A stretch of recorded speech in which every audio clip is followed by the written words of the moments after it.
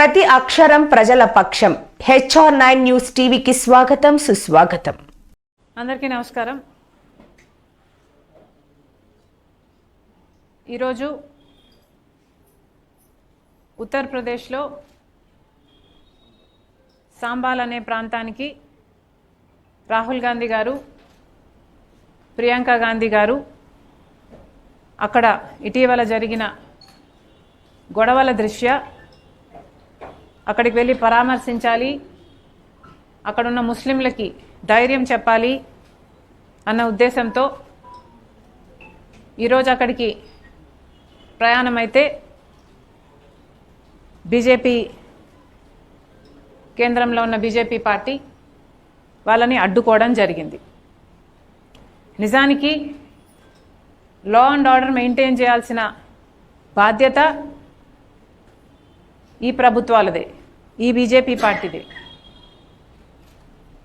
అక్కడున్న మసీదు కింద శివలింగం ఉంది అంటూ, యాక్చువల్లీ ప్రతి మసీదు కింద శివలింగం ఉంది అంటూ బీజేపీ చేస్తున్న ప్రచారానికి ఇన్సెక్యూరిటీకి గురై అక్కడ గొడవలు జరిగి 20 మందికి గాయాలు, నలుగురు మరణించడం జరిగింది. దీనికి బాధ్యులు ఎవరు? నిజంగానే బీజేపీ పార్టీ సమాధానం చెప్పాలి. దీనికి బాధ్యులు ఎవరు? ఇన్ని ప్రాణాలు పోయాయి అంటే వాళ్ళని పొట్టను పెట్టుకుంది బీజేపీ పార్టీ కాదా, ఆర్ఎస్ఎస్ కాదా?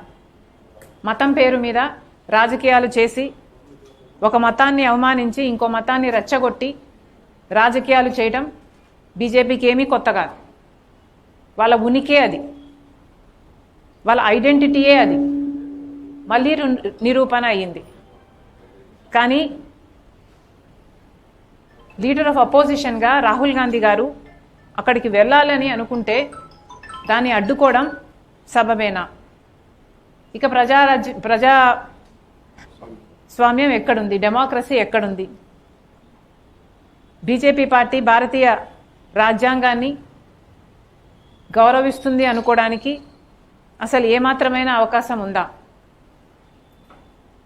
ఒక లీడర్ ఆఫ్ అపోజిషన్గా ఉన్న వ్యక్తి అక్కడికి వెళ్ళాలనుకుంటే అడ్డుకున్నారు.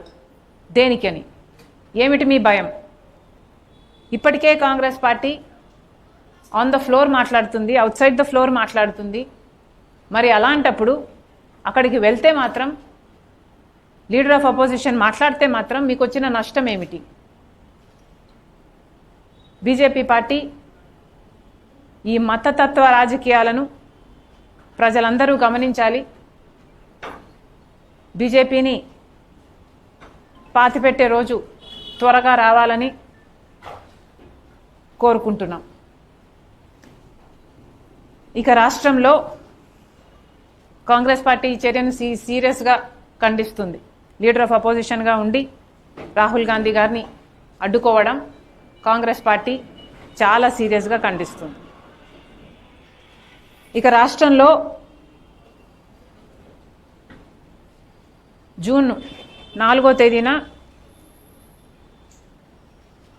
రిజల్ట్స్ రావడం జరిగింది. జూన్ 4 నుండి ఇప్పటికీ డిసెంబర్ 4 చంద్రబాబు గారు ముఖ్యమంత్రి అయి 6 నెలలు గడిచినట్టు లెక్క. మరి చంద్రబాబు గారు 6 నెలలు ముఖ్యమంత్రిగా ఉండి ఏమి సాధించారో ప్రజలకు ఒకసారి సమాధానం చెప్పాలని కోరుతున్నాం. 6 మంత్స్ అయిపోయింది, మీ సూపర్ 6 ఎక్కడా? 6 మంత్స్ అయిపోయింది,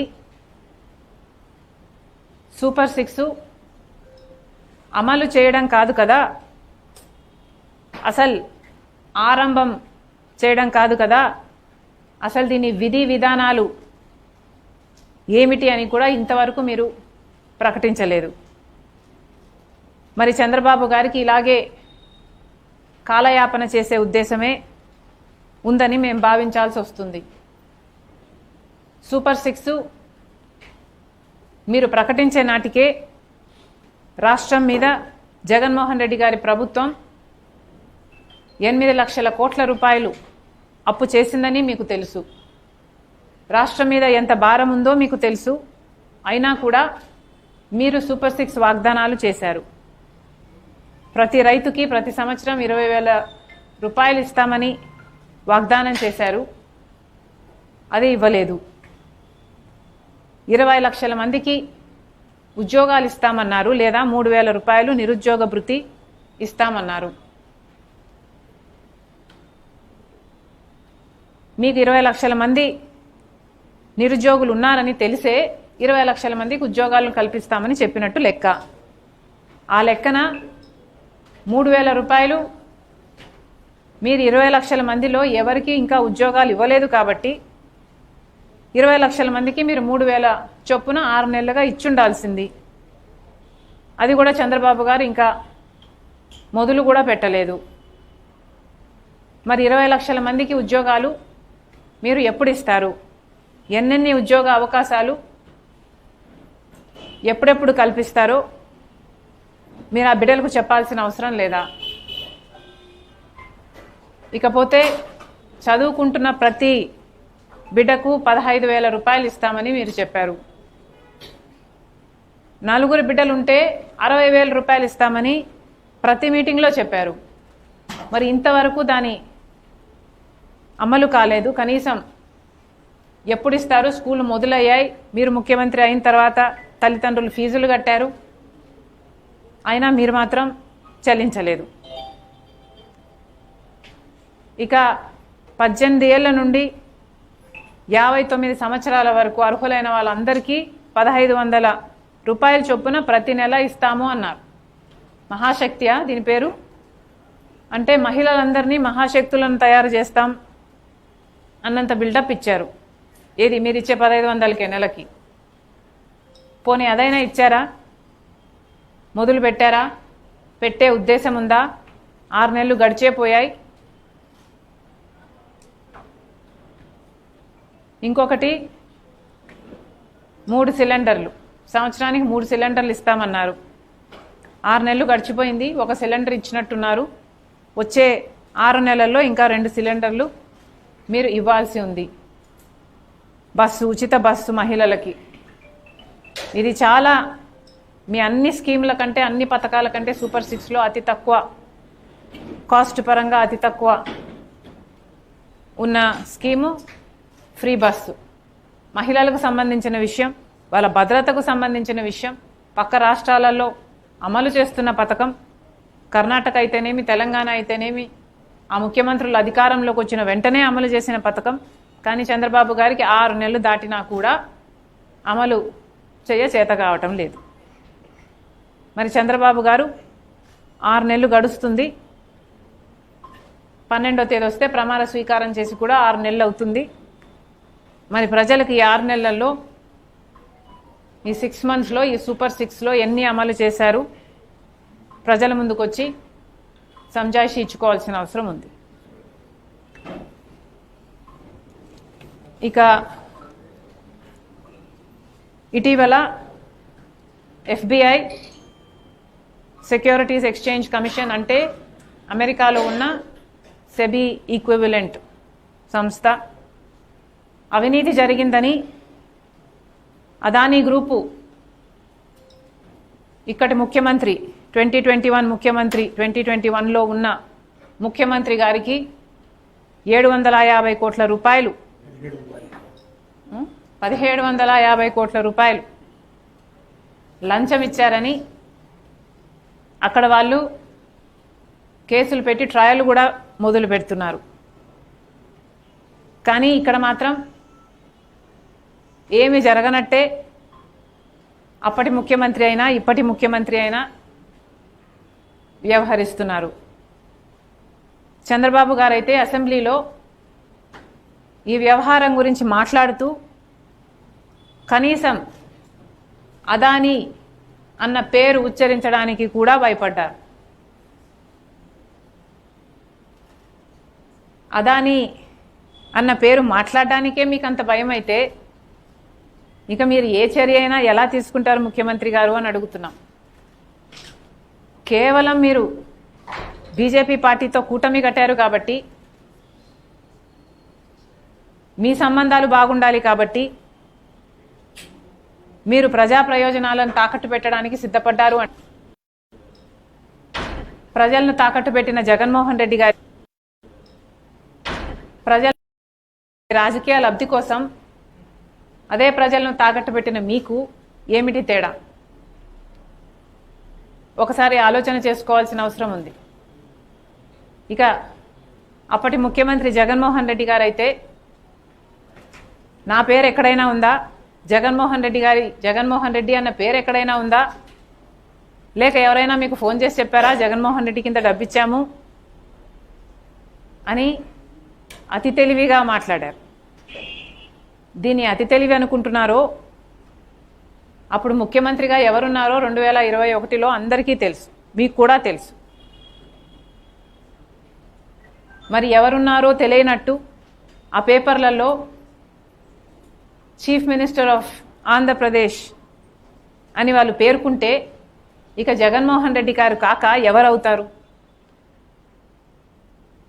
దీన్ని మీరు అతి తెలివి అనుకుంటున్నారో లేక వెటకారం అనుకుంటున్నారో మాకు తెలియదు, కానీ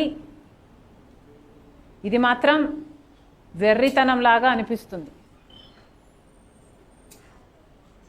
ఈ వెర్రివాడ 5 సంవత్సరాలు మన రాష్ట్రాన్ని పాలించింది అని ప్రజలు అనుకోగలరు. జాగ్రత్త.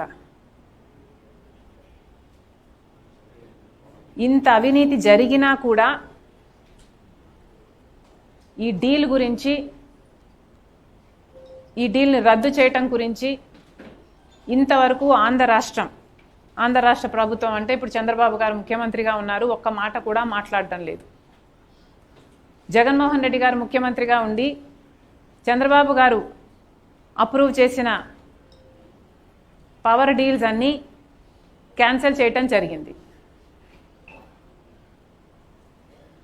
మరి చంద్రబాబు గారు జగన్మోహన్ రెడ్డి గారు చేసిన పవర్ డీల్లో అక్రమం జరిగింది అని మేము చెప్పటం కాదు, అమెరికాలో ఉన్న సంస్థలు చెప్తుంటే కనీసం దాని మీద ఎంక్వైరీ వేయాల్సిన అవసరం లేదా? ఈ డీల్ని క్యాన్సిల్ చేయాల్సిన అవసరం లేదా? ప్రజలకు సమాధానం చెప్పాలి.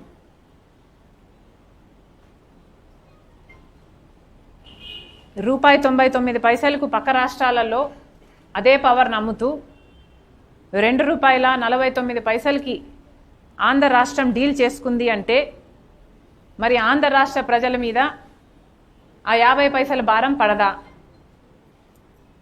అంటే ఆంధ్ర రాష్ట్ర ప్రజల మీద ఈ భారం ప్రతి నెల వాళ్ళు ఎలక్ట్రిసిటీ బిల్స్ హైక్ అవ్వవా?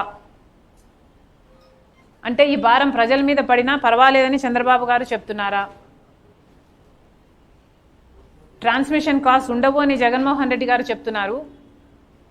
మరి ట్రాన్స్మిషన్ కాస్ట్ లేకపోతే గుజరాత్కి ఇచ్చిన అదే ₹99 మన రాష్ట్రానికి కూడా ఎందుకు ఇవ్వలేదు? ఆ 50 పైసలు మాత్రం ఎందుకు ఎక్కువ చెల్లిస్తున్నారు? మీరు చెప్తున్నారు ట్రాన్స్మిషన్ కాస్ట్ ఉండవు అని, కానీ మీ హయాంలోనే మీ దగ్గర పనిచేసిన విద్యుత్ శాఖ వాళ్ళే ₹70 ట్రాన్స్మిషన్ కాస్ట్లు పడతాయి, హిడెన్ కాస్ట్లు పడతాయని వాళ్ళు చెప్తుంటే మరి దీని మీద మీరేం సమాధానం చెప్తారు? చంద్రబాబు గారు ఏం ఎంక్వైరీ వేస్తారు? అసలు ఏ యాక్షన్ తీసుకోకపోతే ఈ భారం అంతా పడేది ఆంధ్ర రాష్ట్ర ప్రజల నెత్తి మీద కదా. ఎలక్ట్రిసిటీ బిల్స్ హైక్ అయ్యేది ఆంధ్ర రాష్ట్ర ప్రజలకు కాదా? మరి ఇంతమంది నాయకులు ఉండి, ఇంతమంది ఎమ్మెల్యేలు ఉండి ప్రజల మీద ఇంత భారం పడుతుంటే మరి మీకు కనీసం చీమ కుట్టినట్టయినా లేదా? అది కూడా 25 ఏళ్ల పీరియడ్ కోసం మీరు లాకిన్ చేశారు ఈ ప్రైస్ని. అంటే 25 సంవత్సరాలు ఈ భారం ఆంధ్ర రాష్ట్ర ప్రజల నెత్తిన పడాల్సిందే. ఒకప్పుడు సోలార్ పవర్ ఛార్జెస్ 9 రూపాయలు 10 రూపాయలు ఉన్నాయి కొన్ని సంవత్సరాల క్రితం. ఇప్పుడు దాని ఛార్జెస్ ₹99 అని ఆ ప్రైస్కే గుజరాత్ వాళ్ళు సైన్ చేసుకున్నారు అని అర్థమవుతుంది. ఒకప్పుడు 10 రూపాయలు ఉన్న ఛార్జెస్ ఇప్పుడు ₹99 పడిపోవడం జరిగింది. మరి 2 సంవత్సరాలలో ఆ ₹99 కాస్త 50 పైసలకే పడిపోతుందేమో, రూపాయికే పడిపోతుందేమో. ఆ అడ్వాంటేజ్ ప్రజలకు మీరు పాస్ ఆన్ చేయరా? ప్రజలు మాత్రం ₹2.49 కట్టాల్సిందేనా? ఎందుకు కట్టాలి? మరి ఇదేమైనా డీల్ పట్టిన పీడ? జగన్మోహన్ రెడ్డి గారేమో చంద్రబాబు గారు చేసుకున్న పవర్ డీల్స్ని క్యాన్సిల్ చేసేశారు. అసలు లాంగ్ టర్మ్ డీల్స్ చేసుకోకూడదు అన్నారు జగన్మోహన్ రెడ్డి గారు. మరి ఈయన 25 సంవత్సరాలకు లాంగ్ టర్మ్ డీల్ ఎందుకు చేసుకున్నారో జగన్మోహన్ రెడ్డి గారు సమాధానం చెప్పాలి. ఏ బేసిస్ మీద చంద్రబాబు గారు డీల్స్ని క్యాన్సిల్ చేశారు జగన్మోహన్ రెడ్డి గారు మనకు తెలియదు. కానీ తెలిసిన విషయం ఏమిటంటే ఏ డీల్లోనైనా ఒక అవినీతి జరిగింది అన్న ఆరోపణలు ఉంటే ఆ డీల్ని క్యాన్సిల్ చేసే అవకాశం ఉంది. మరి ఈ డీల్లో ఇంత స్పష్టంగా అక్రమం జరిగింది, అవినీతి డబ్బు చేతులు మారింది అని FBI చెప్తుంది. FBI చెప్పకముందు మీకు కూడా తెలుసు కదండి. మీ మంత్రి గారే పయ్యావుల కేశవ్ గారు కేసు కూడా వేశారు కదా. ఇది చాలా పెద్ద కుంభకోణం, ఆంధ్ర రాష్ట్ర ప్రజలకు అన్యాయం జరుగుతుంది, అప్పుడు అంతంత గట్టిగా అరిచారు. మరి ఈ డీల్ని ఎందుకు క్యాన్సిల్ చేయటం లేదు? అవినీతి జరిగిందని మీకు తెలుసు. మీకు తెలియడమే కాకుండా FBI వాళ్ళు కూడా దాన్ని నిర్ధారించారు. మరి ఇన్ని ఆధారాలు ఉండి కూడా ఈ డీల్ని మీరు క్యాన్సిల్ చేయటం లేదు అంటే ఎందుకు చేయటం లేదు అని అడుగుతున్నాం. మీకు కూడా ఏమైనా డబ్బులు అందాయా? చంద్రబాబు గారు సమాధానం చెప్పాలి. జగన్మోహన్ రెడ్డి గారేమో చంద్రబాబు గారి డీల్స్ని అంత సునాయాసంగా క్యాన్సిల్ చేశారు. కానీ చంద్రబాబు గారికి మాత్రం ఇంత పెద్ద డీల్ని, ఇన్ని అవకతవకలు ఉన్నాయని తెలిసి కూడా ఈ అదాని డీల్ను క్యాన్సిల్ చేయడానికి సంకోచిస్తున్నారు. దేనికని? జగన్మోహన్ రెడ్డి గారి దగ్గర కూడా ఆధారాలు ఉన్నాయా? అప్పుడు అవినీతి జరిగింది ఆ పవర్ డీల్స్లో కాబట్టి నేను క్యాన్సిల్ చేసేస్తున్నాను అంత సునాయాసంగా చేసేసారా? అంటే మీరు అప్పుడు అవినీతికి పాల్పడ్డారా? మరి ఇప్పుడు అవినీతి జరిగిందని తెలిసినా కూడా మీరు ఊరుకున్నారు అంటే ఏమనుకోవాలి? దీని ద్వారా చంద్రబాబు గారు సమాధానం చెప్పాలి. ఆంధ్ర రాష్ట్ర ప్రజలకు సమాధానం చెప్పాలి. ఏ జగన్మోహన్ రెడ్డి గారినైతే ప్రజలు దించారో అదే ప్రజలు ఓట్లేస్తే మీరు గెలిచారు. దయచేసి అది గుర్తుపెట్టుకోండి. ఇలా అడ్డదిడ్డంగా ఆంధ్ర రాష్ట్ర ప్రజలకు అన్యాయం చేస్తే మాత్రం ప్రజలు ఊరుకోరు. ఇప్పటికే చంద్రబాబు గారు ఒకసారి 6,000 కోట్ల రూపాయలు, ఇంకోసారి 11,000 కోట్ల రూపాయలు, మొత్తం 17,000 కోట్ల రూపాయల భారాన్ని ఎలక్ట్రిసిటీ బిల్స్ ద్వారా ప్రజల నెత్తిన మోపి వాళ్ళ నుంచి రక్తం పిండి మరీ వసూలు చేయడానికి సిద్ధపడ్డారు. కారణం ఏమి అంటే జగన్మోహన్ రెడ్డి గారు చేసిన తప్పిదాలు అని చెప్తున్నారు. ఇప్పటికే జనం మీద అంత భారం పడుతుంది. 17,000 కోట్ల రూపాయల భారం ఆంధ్ర రాష్ట్ర ప్రజల దగ్గర నుంచి ఎలక్ట్రిసిటీ బిల్స్ ద్వారా మీరు వసూలు చేస్తున్నారు. మొదలు కూడా పెట్టారు. ఈ నెల నుంచి మొదలు కూడా పెట్టారు. మరి అలాంటప్పుడు ఈ సోలార్ పవర్ కూడా ప్రజలు అదనంగా డబ్బులు కట్టాలనా? ఎందుకు కట్టాలి? ఇందుకేనా మీకు ఓట్లేసింది? ఇంత అక్రమం జరిగింది అని ఈ డీల్లో మీకు ఇంత స్పష్టంగా తెలుస్తున్నా కూడా చంద్రబాబు గారు ఏమీ చేయటం లేదు అంటే ప్రజలు మిమ్మల్ని క్షమించరు. దయచేసి ఇప్పటికైనా చెప్తున్నాం, చంద్రబాబు గారు ఈ డీల్ని స్క్రాప్ చేయండి, ఈ డీల్ని క్యాన్సిల్ చేయండి.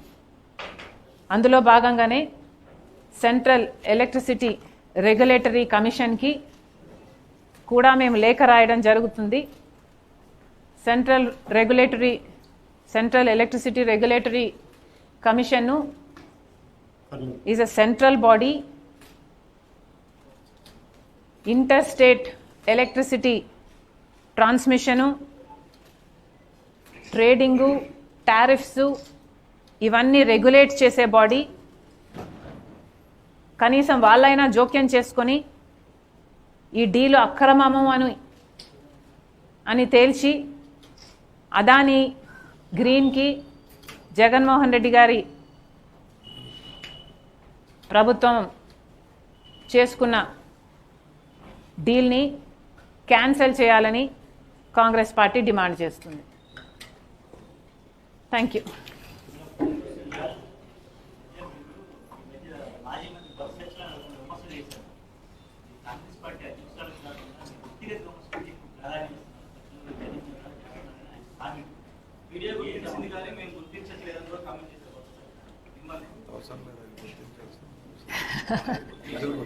ఆయన గుర్తించాల్సిన అవసరం లేదు, ప్రజలు గుర్తిస్తే చాలు.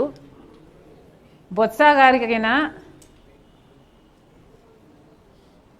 వైసీపీ వాళ్ళకైనా నేను పర్సనల్ కమెంట్స్ చేస్తున్నాను అని వాళ్ళు అంటున్నారు.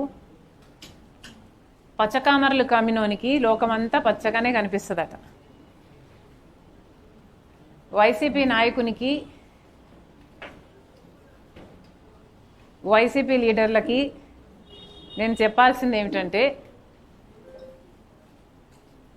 మీకు నాతో పర్సనల్ ఇష్యూస్ ఉన్నాయి కాబట్టి, నాకు కూడా మీతో పర్సనల్ ఇష్యూస్ ఉన్నాయి అని మీరు భావించి మీరు నన్ను పర్సనల్గా అటాక్ చేసినట్టే నేను కూడా మిమ్మల్ని పర్సనల్గానే అటాక్ చేస్తున్నాను అన్నది మీ భావన. నిజానికి నేను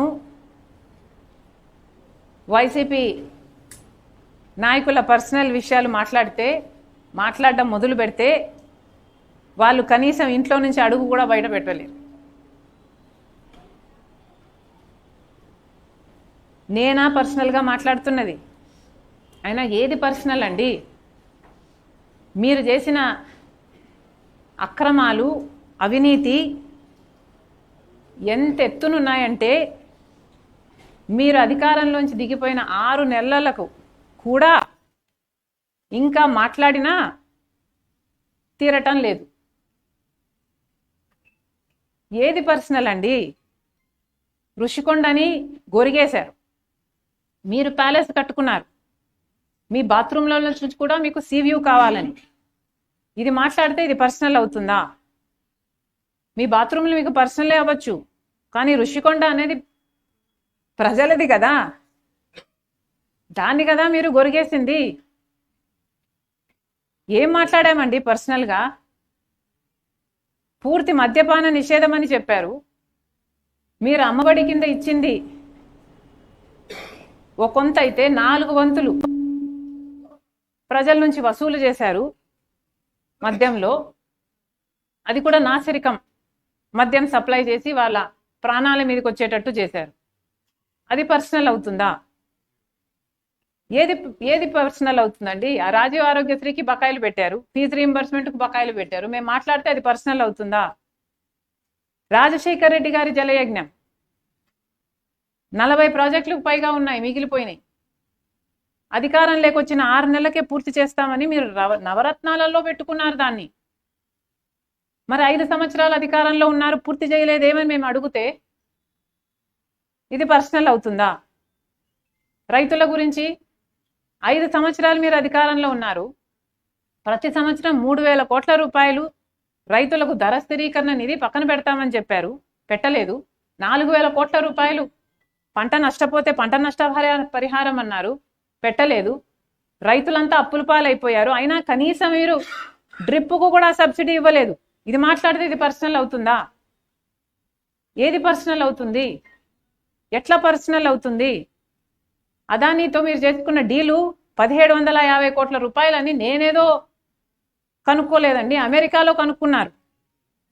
అది మేము ఎత్తి చూపితే అది పర్సనల్ అవుతుందా? గంగవరం పోర్టు రాజశేఖర్ రెడ్డి గారు 30 సంవత్సరాలలో పోర్టు మళ్ళీ ప్రభుత్వం చేతుల్లోకి రావాలి అని ఉద్దేశిస్తే మీరు మాత్రం అదానికి కేవలం 600 కోట్ల రూపాయలకు 9,000 కోట్లు విలువ చేసే ప్రాజెక్టుని, షేర్ని మీరు 600 రూపాయలకు కట్టబెట్టేశారు. 15 సంవత్సరాలు అయ్యేపోయింది, ఇంకో 15 సంవత్సరాలకు ఆ పోర్టు మళ్ళీ ప్రభుత్వం చేతిలోకి వచ్చేది. అది మేము మాట్లాడితే ఇది పర్సనల్ అవుతుందా? పోనీ ఏది పర్సనల్ అవుతుందో చెప్పండి. వివేకానంద రెడ్డి గారి గురించి మాట్లాడితే పర్సనల్ అవుతుందా? వివేకానంద రెడ్డి గారు ప్రజల మనిషి కాదా? ఎన్నిసార్లు ఎన్నికయ్యాడు? మరి అలాంటి వాడు, అంత గొప్ప నాయకుడు వివేకానంద రెడ్డి గారు ఈయనను హత్య చేయించారు అని సిబిఐ అవినాష్ రెడ్డిని ఛార్జ్ షీట్లో చేరిస్తే అలాంటి వాళ్ళని మీరు పక్కన పెట్టుకొని తిరుగుతున్నారని మేమంటే అది పర్సనల్ అవుతుందా? సోషల్ మీడియాలో మీ సైతాన్ సైన్యం చేత నా క్యారెక్టర్ అసాసినేట్ చేశారు. ఇది నేను మాట్లాడితే అది పర్సనల్ అవుతుందా? నన్నే కాదు కదా, ఎంతమంది మహిళలను, మిగతా లీడర్ల భార్యలను కూడా, వాళ్ళ ఇంట్లో ఆడవాళ్ళను కూడా మీరు అనలేదా? మరి ఇది సోషల్ ఇష్యూ కాదా? నా పర్సనల్ ఇష్యూ అవుతుందా? ఎలా పర్సనల్ అవుతుందండి? మొన్నెవరో నాకు ఒక మీమ్ చూపిస్తా ఉన్నారు. ఆ ఫోన్లో ఆ మీమ్ చూస్తే ఒకరు జగన్మోహన్ రెడ్డి లాగా మాట్లాడుతున్నారు. మా చిన్నాయనను నేను హత్య చేస్తే మీకేంటి నష్టం అని. మా చిన్నాన నేను చంపుకుంటా, నేను నరుక్కుంటా, మీకేంటి నష్టం? నా చెల్లి నేను నెత్తిన పెట్టుకుంటా, లేకపోతే క్యారెక్టర్ అసాసినేట్ చేస్తా, మీకేంటి నష్టం? నా తల్లి కోర్టుకి ఈడుస్తా, మీకేంటి నష్టం? మా నాన్న సిబిఐ ఛార్జ్ షీట్లో చేరుస్తా, మీకేంటి నష్టం? మా చిన్నాన్న, మా చెల్లి, మా అమ్మ, మా నాన్న నేనేం చేసుకుంటే మీకే అని అడుగుతున్నారు జగన్ రెడ్డి క్యారెక్టర్. ఏమనాలి? ఇది పర్సనలా? మీది sick mind set. That's what it is. వీళ్ళకి నేను చెప్పాల్సిందల్లా, నేను పర్సనల్గా మాట్లాడటం లేదండి. వాస్తవం ఏమిటి అంటే జగన్మోహన్ రెడ్డి గారు క్రెడిబిలిటీని కోల్పోయారు, విశ్వసనీయతను కోల్పోయారు. దాన్ని మాత్రమే ఎత్తి చూపుతున్నాం. నేను కాంగ్రెస్ పార్టీ అధ్యక్షురాలన్న సంగతి నాకు చాలా బాగా గుర్తుంది. ప్రభుత్వ వైఫల్యాలను, చంద్రబాబు గారి వైఫల్యాలను, అలాగే అవసరమైతే ఇంతకు ముందు ప్రభుత్వ వైఫల్యాలను మాట్లాడాల్సిన అవసరం నాకుంది. నా విధి. నేను మాట్లాడతా. ఎంతవరకు మాట్లాడాలో అంతవరకు నేను మాట్లాడాలి. అది నా విధి. ఇంకా దాన్ని మీరు పర్సనల్ అంటే నేను చేయగలిగింది ఏం లేదు. That's your problem, not mine.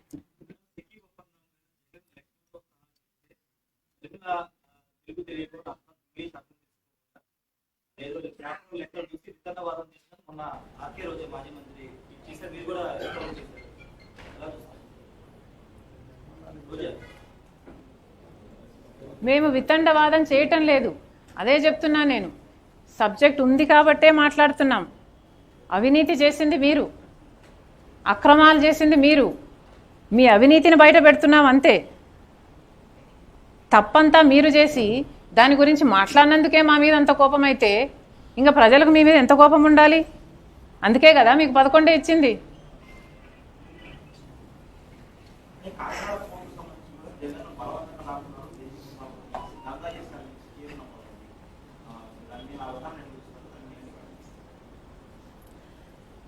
ఒక కాకినాడ పోర్టే కాదు, ఇప్పుడు వచ్చిన అలిగేషను కాకినాడ పోర్టులో జగన్మోహన్ రెడ్డి గారు ఆయన దగ్గర వాళ్ళు ఒత్తిడి చేసి ఆ షేర్స్ని రాపించుకున్నారు, తక్కువ ధరకే రాపించుకున్నారు అన్నది అలిగేషను. ఇదే డిట్టో అలిగేషన్ కృష్ణపట్నం పోర్టుకు కూడా ఉంది.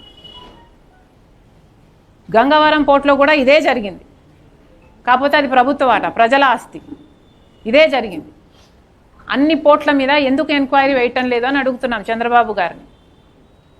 అక్రమం జరిగింది, అవినీతి జరిగింది అని మీరు రోజు బ్యానర్ ఐటంలు పెట్టి రాస్తున్నారు కదా, మరి ఎంక్వైరీ కూడా జరగాలి కదా, శిక్ష కూడా పడాలి కదా, దోషులు ఎవరో తేలాలి కదా. చేయండి, ఎంక్వైరీ వేయండి. అన్ని పోర్ట్ల మీద ఎంక్వైరీ వేయండి. గంగవరం మీద వేయండి, కృష్ణపట్నం మీద వేయండి, కాకినాడ పోర్టు మీద కూడా వేయండి.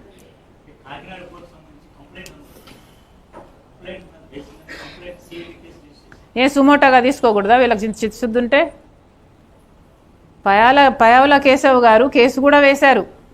ఇదే అదాని గ్రీను జగన్మోహన్ రెడ్డి గారి ప్రభుత్వం చేసుకున్న డీలు అక్రమమని ఆ పేపర్లు కూడా తెప్పిస్తున్నాం. Probably I'll be able to show you tomorrow. మరి మీరు కేసు కూడా వేశారు కదా, మరి ఆ కేసు గురించి చంద్రబాబు గారే ఏం చేయకపోతే ఇంకా మిగతా వాళ్ళు ఏం చేస్తారు అనుకోవాలి?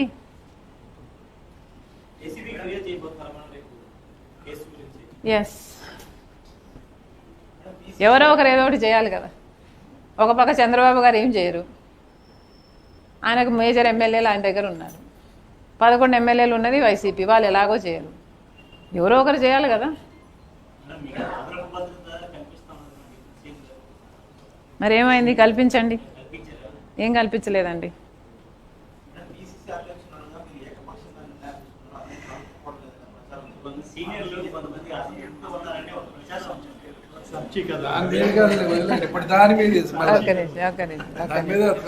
ఏదైనా ఒక సీనియర్ వచ్చి, కాంగ్రెస్ పార్టీ సీనియర్ వచ్చి మమ్మల్ని షర్మిలమ్మ పట్టించుకోవటం లేదు అని ఎక్కడైనా మాట్లాడారా? మీరెవరైనా విన్నారా? పోనీ మాట్లాడించగలరా? ఒక సీనియర్ దగ్గరికి వెళ్ళి షర్మిలమ్మ పట్టించుకోవట్లేదు అని మీరు మాట్లాడించగలరా? మాట్లాడించండి చూద్దాం. ఇందులో ఏమాత్రం వాస్తవం లేదు. వాస్తవం ఏమిటంటే, మొన్న మేము నూతనంగా అపాయింట్ చేసిన కోఆర్డినేటర్ల మీటింగ్లో కూడా సీనియర్లు అందరూ వచ్చారు, అందరినీ మోటివేట్ చేశారు, చాలా సంతోషంగా ఉన్నారు. మీరు ఏదో పదవుల నుంచి తీసేసిన వాళ్ళ మాటలను పట్టుకొని నా మీద నన్ను అడగడం ఈజ్ నాట్ ఫేర్. పదవులను ఎందుకు తీసేశారండి? కాంగ్రెస్ పార్టీలో ఉన్న పదవుల్లో ఉన్న వాళ్ళని తీసేశారు అంటే ఎందుకు తీసేశారు? వాళ్ళు సరికాదనే కదా పదవుల్లోంచి తీసేశారు. మరి అలాంటి వాళ్ళ మాటలకు మీరు వాల్యూని ఇస్తున్నారు అంటే మీరు అనవసరంగా ఇస్తున్నారు. Thank you guys, thank you.